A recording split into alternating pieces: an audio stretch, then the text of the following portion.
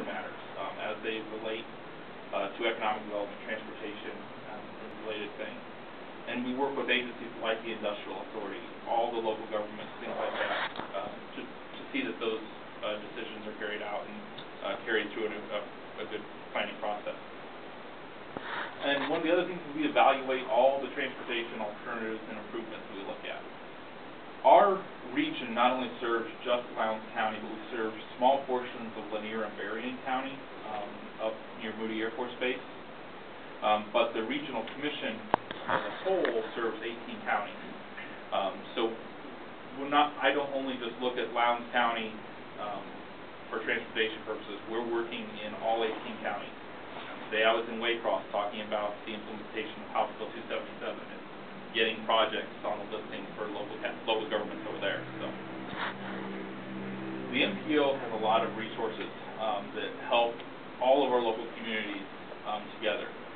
We have just recently produced a 2035 transportation plan for Lowndes County. It includes about $400 million in transportation projects. We have a bike and pedestrian plan for our community, a freight movement study that we completed in 2009.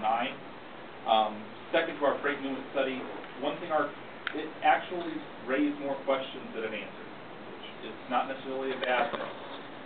We started producing smaller reports that answer some of those questions. Our first report in our series is looking at location quotients and shift share analysis. And Brad talked about earlier about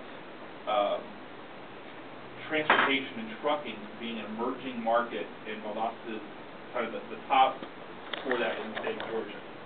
The data says that. Our same data says that is the emerging market in Lowndes County. That, along with warehousing, agriculture and forestry products, and technology. So all of the other big star in our region is education with the university. That is no surprise.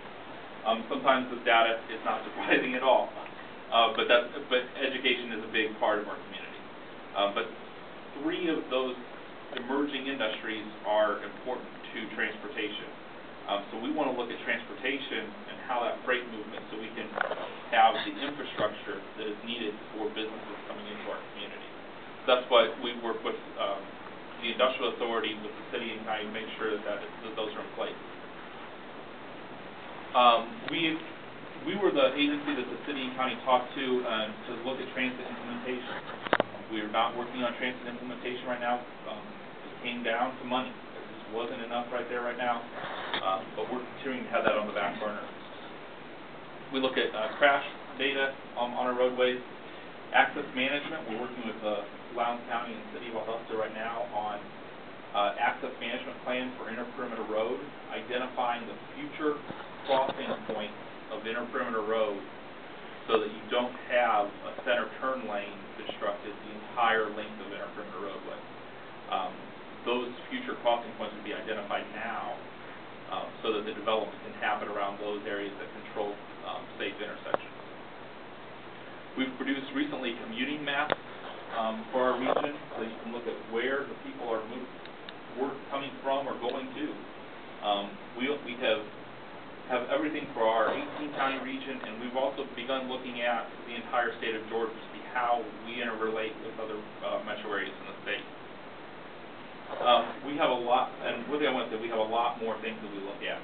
And we have quite a bit of that information on our website. So I invite you to take a look at that. Our freight study, our location quotient report, everything like that is on there. So a couple things Brad asked me to look at were some project updates for projects that are of concern to the Industrial Authority. The first one, Clay Road and US 84 intersection. The information you have here might not be most up to date. I was just talking to Vicki right before the meeting. She might have more updated information than I do. It's about a $1.6 million